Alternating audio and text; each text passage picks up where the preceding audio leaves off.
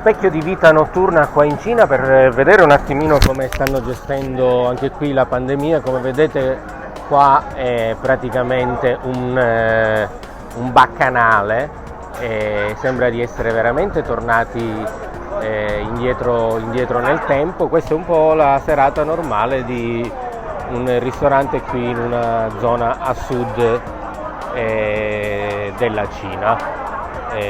Ovviamente l'economia è ripresa, il virus non c'è, il distanziamento qui è superato dal fatto che chi arriva in questo luogo turistico all'aeroporto, alla stazione, deve far vedere che le app danno il codice verde e quindi si entra in una bolla. Forse un suggerimento importante per le idee delle nostre isole Covid free, credo il ministro Garavaglia ne aveva parlato.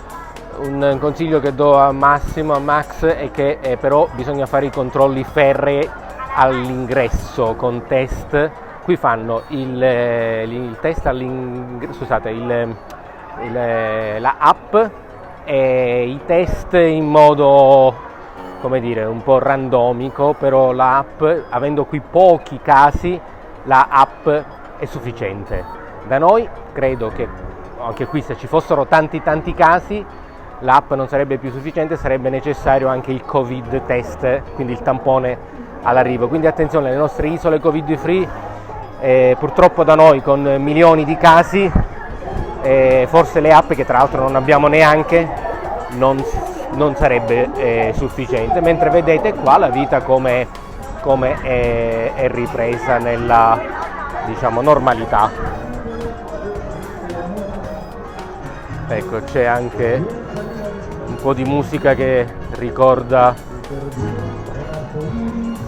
questi ritmi anche qui latinoamericani.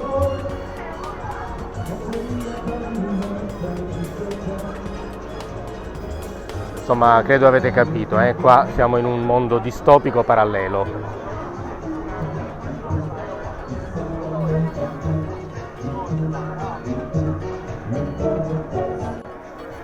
Continuiamo il percorso perché più mi addentro, più sembra veramente, purtroppo, che il nostro amato paese non abbia ben compreso come risolvere questa situazione. Invece qui hanno capito, come io dico da sempre, che il problema della pandemia e il problema economico non erano in conflitto e quindi hanno fatto tutte e due le cose contemporaneamente.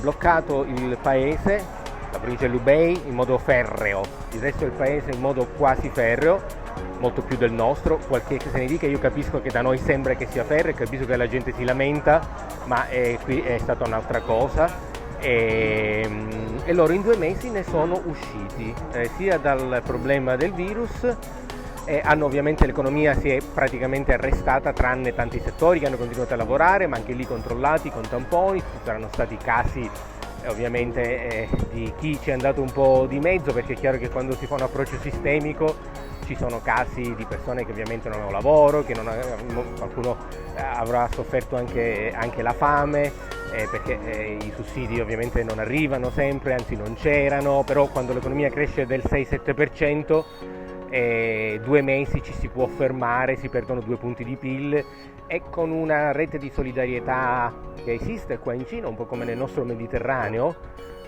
se mi consentite anche qui sono un po' teroni come i nostri, nel senso buono, ci si aiuta tra amici, tra famiglie, tra vicini. E quello che è stato un po' la difficoltà dello Stato di garantire ovviamente 1,4 miliardi di persone, chiamiamoli i ristori, che non è stato possibile agli individui, è stato come dire, compensato da questi 2 fenomeni. Uno, quando il PIL cresce, la necessità del blocco di 2 mesi, diciamo, si soffre con un occhio soltanto, perché poi hai gli altri 10 mesi davanti, ed è quello che è successo. E questa rete di aiuti di solidarietà, tipica, non direi del sud, ma dei paesi a reddito basso, dove ci si dà una mano.